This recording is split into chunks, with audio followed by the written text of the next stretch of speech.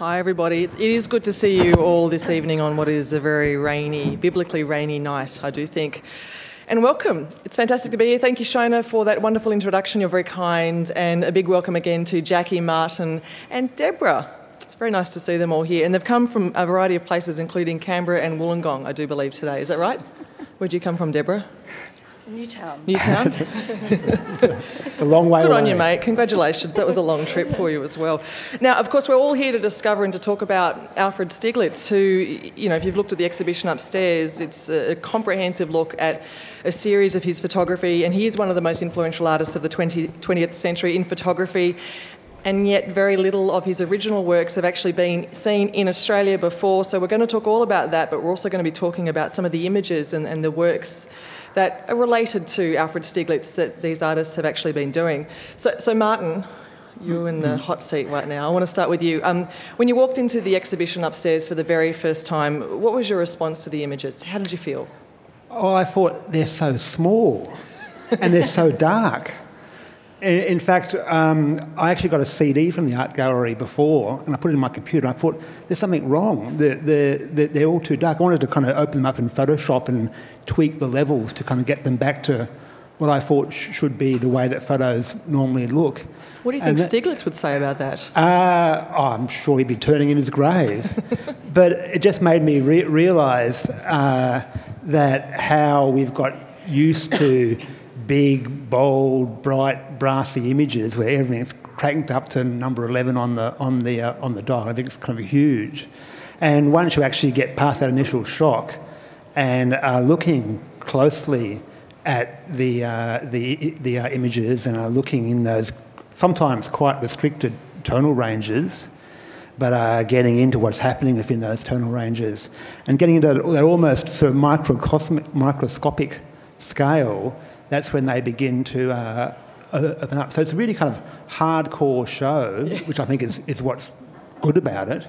And you mean a hardcore photography show? Yeah, right. Yeah.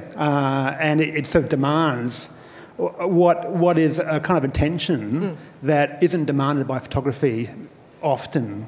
Do you agree, Jacky, with that it demands attention that isn't demanded by photography often? What was your response?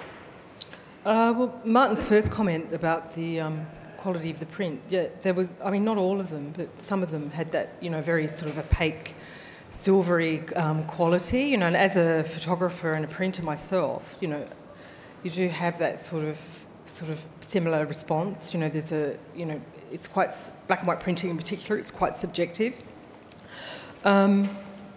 But yeah, no, because I haven't seen so many of the images, that's what sort of struck me. And I've seen so little of Stieglitz's work before, so, you know, it's just so wonderful to be able to see it up close. Yeah. Well, I was surprised by the materiality of them, you know. Yeah. I was surprised by how small they were as well. I was absolutely surprised because I've never really seen them in books. But I know that you're the only one here who's actually seen them en masse, but quite some time ago, Debra. But seeing them again, how did you feel, I suppose? Well, I first saw them in 1983 in New York at the Metropolitan Museum of Art. So I can't say they were overly familiar, but I did recognise a few favourites of them. Yeah, the muteness, I think, and the sombre quality of the print is something that always sticks in my mind, even from that first show so many years ago.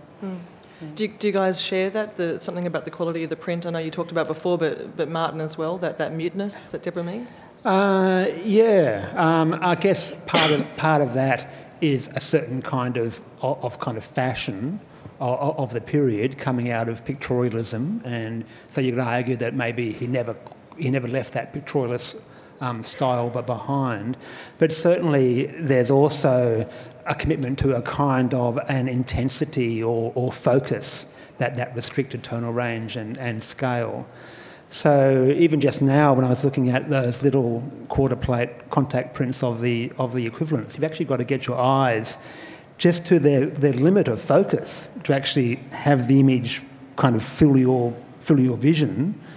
Do you mean get really close to the photograph? Get really close to them, yeah, but it's on that kind of limit, and they're they have the full tonal range, the full, Ansel Adams zone 10 to 0. It's all there, but it's quite microscopic, and you end up with your vision field, but in a really, really kind of close, intimate way, and so you do get that sense of what he was talking about, of focus and revelation and all of that, for sure. Yeah.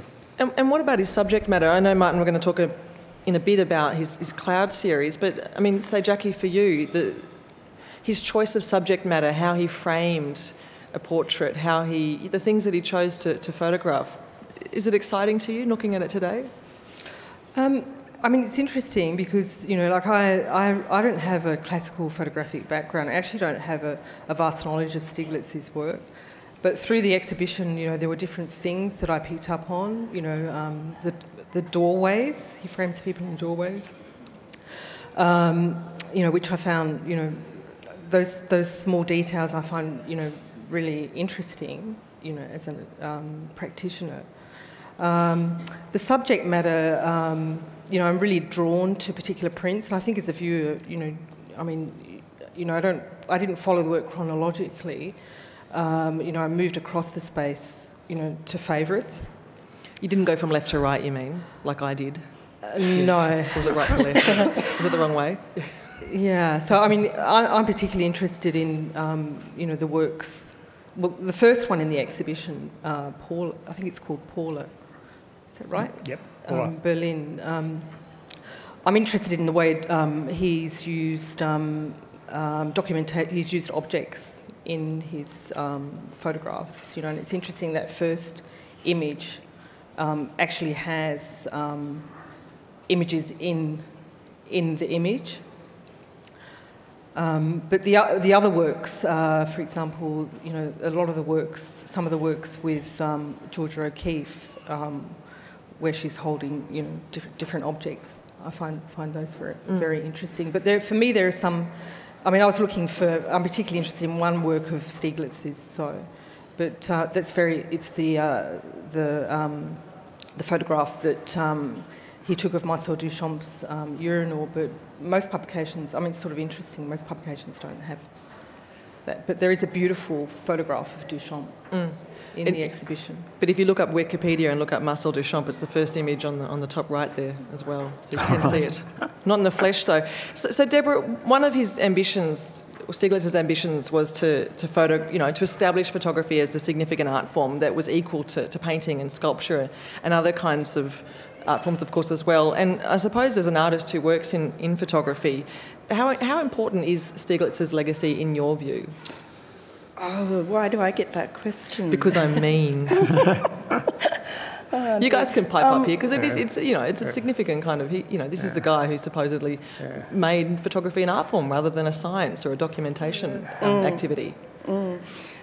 I guess when you're in an era and you're sort of working, it's I guess it's something that often you're not thinking about as you're producing work, as you're making it, being an artist. So I think it's a really difficult question. I'm not even sure that I know how to answer it. Martyn, have you got a thought? Yeah, well, we were taught Alfred Stieglitz at art school, and I think we were probably kind of, he's just a great man of American photography, With a capital G and a capital M. Yeah, capital G, capital M, great man.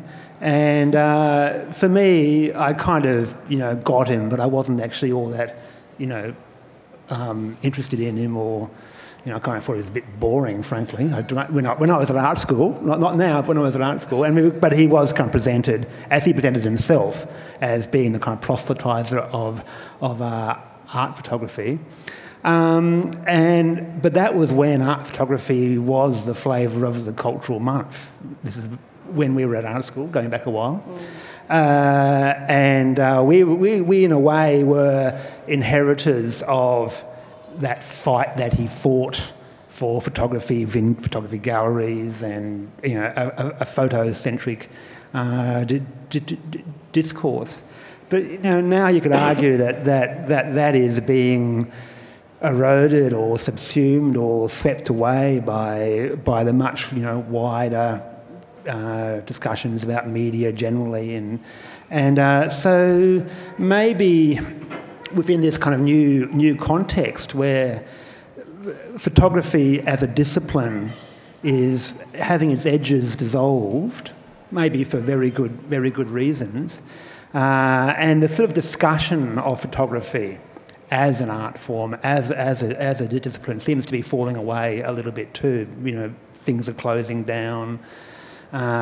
People are kind of moving on to broader kind of cultural experiences. Do you agree with that? Kind of, cast him in a new light possibly now. Yeah, I mean, I think the other thing that he did do was I think it was John Sikowski who described him as having 3 lives as an artist, really. And I think that that there, you know, perhaps there is a legacy in the way he worked and the way that he pursued something over such a long period of time, and also pursued something about the idea of photography, about thinking through what photography is, what can it represent, and what representation, the limits of it, how you know you can deal with that in terms of the medium. And I think that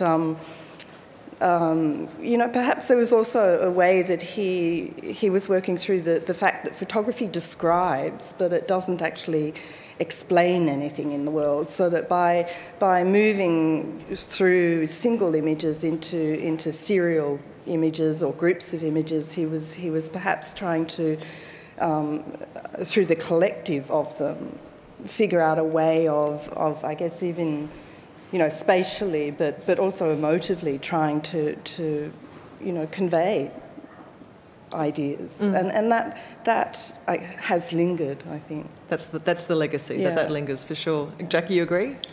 I'm very excited about a number of things at the moment. I mean, I think, you know, like because of the show, you know, I've started to look at, to read about him more broadly.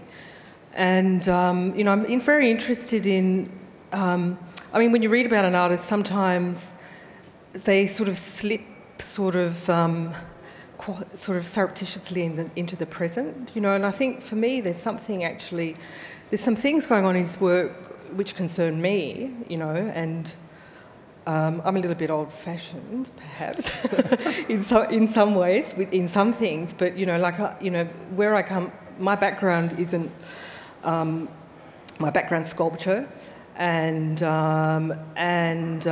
know, when I began working in photography, I wasn't classically trained. I used photography as information, and, you know, I'm picking up on some, well, just to sort of mention again his collaboration with Alfred Stieglitz, which I think was really quite extraordinary, although he wasn't aware, as far as I'm concerned, that that Stieglitz was our mutt, and I'm not quite sure how he felt about that in hindsight. But he contributed to, you know, in whether it was sort of overt or not, you know, he contributed to contemporary discussions, you know, in the 80s on authorship, for example, and originality, and all of those things that were, you know, overturned in the 80s.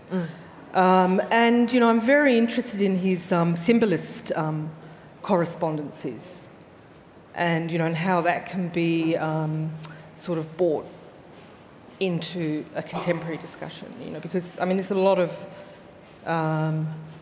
discussion around modernism at the moment. Yeah. There is definitely. There's a picture, there is, up on, you can all see this. It's a picture of a cloud. If you've been upstairs, you'll notice that there are lots of pictures of clouds by Alfred Stieglitz, but Martyn, this is not one of his. Is that right? No. I was sort of interested in thinking about other ways of interpreting clouds. So Stieglitz took clouds and they were abstract images for him that had a kind of what he called an equivalence, so they had a kind of psychological resonance for the person who was viewing them, which is all fair enough. But I was interested that other artists have used very similar clouds, but in a totally different way. So this image here, you know, could possibly, at a pinch, pass as a Stieglitz, probably not, because, you know, but you know, you maybe slip it in and people wouldn't notice. But in fact, the person who took it, was taken in the Blue Mountains in 1909 by a guy called Jacky Phillips. He actually read it in a very forensic way as a prophecy of the First World War. So every cloud had an absolutely precise meaning. One cloud meant Germany, one cloud meant Britain, one cloud meant Turkey, and so forth. So it's a similar kind of compulsion to gaze and to project and to imagine, but it's done on a totally different sort of register of a high art, modernist, formalist in the case of Stieglitz, and just a kind of, journeyman postcard photographer in the case of Harry Phillips.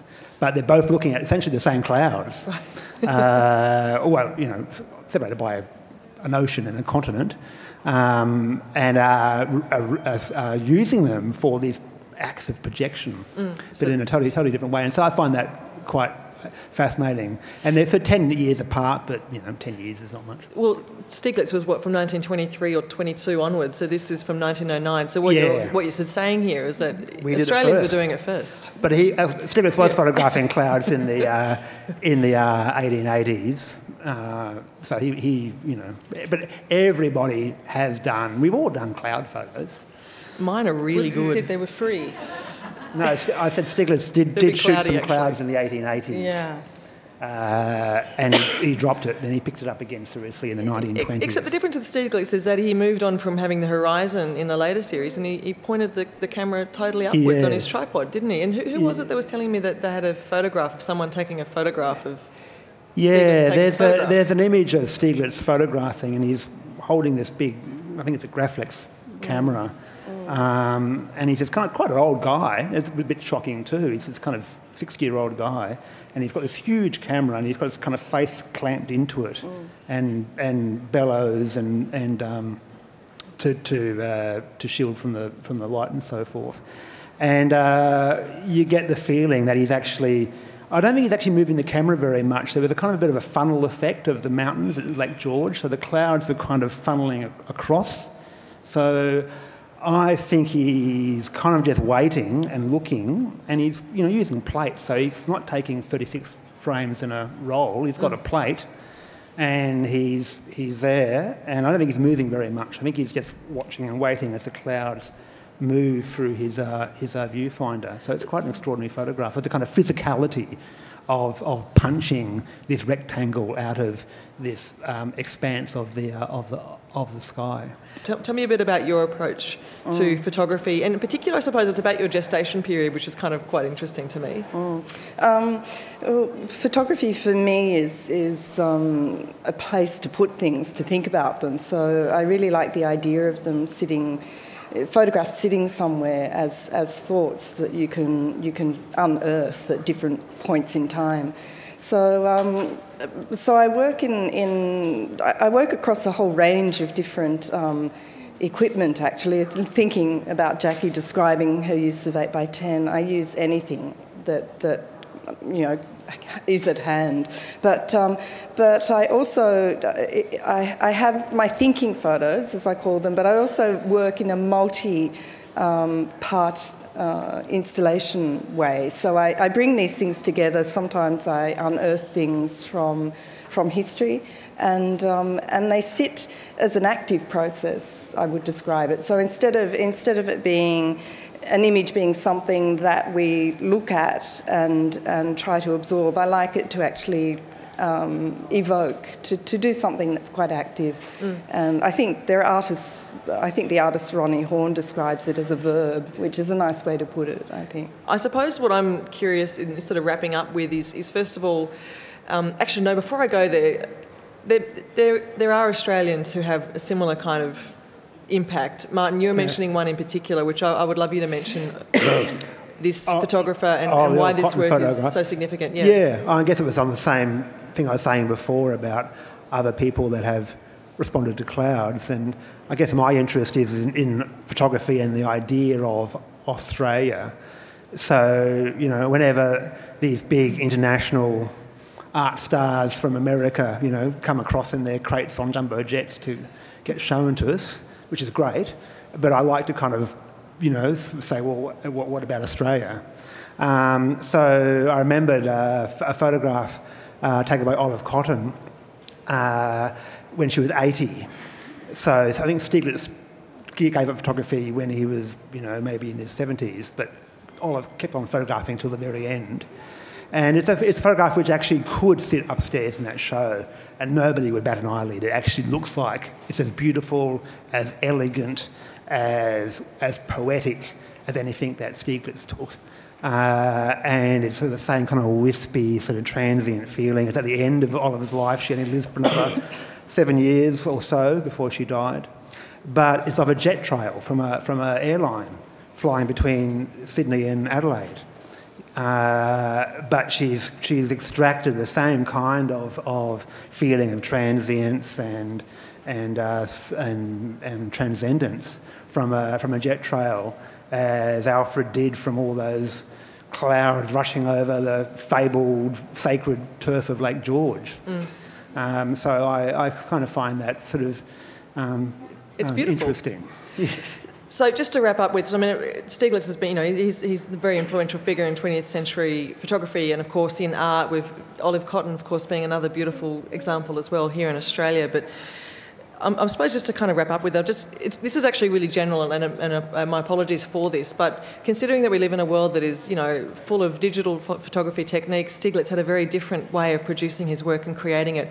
It's not so much what we've lost, but what have we gained? What are your hopes for the future of photography as artists and folk that actually think about it in such a deep way? Jacky, what do you reckon? I don't know. It comes back to media for me. I don't think of photography. I think of it much more broadly. And your question just sort of triggered something. Walker Evans once said when he was asked what camera he used, and he was quite upset about it. I think he said, you don't ask a writer what type of typewriter they use. So. For me, there are lots of different... it's not one destiny. It's, painting never died. It's mutable, isn't it? And Debra? Yeah. I tend to agree with Jacky, and I think of photography also very much like a cultural barometer. It's very good at somehow encapsulating social, political, cultural contexts, and I think that it will always do that. And so, in a sense, it doesn't need to reinvent itself through trying to achieve something. I think the idea of photography going undercover because of so much imaging and digital technology, I think the idea of it going undercover and then resurfacing at points is a very interesting one, and I think it will do that always. For sure. Yeah. Well, just to finish up with Debra, you've got some time next week to dress me up like this as well? Sure. Yeah. Great. Yeah. I'll bring my own moustache. Thank you very much, everybody, for coming out on a beautiful rainy night, and please thank our three speakers and artists, Martyn Jolly, Jacky Redgate and Debra Phillips. Thank you. Thanks, Fenella.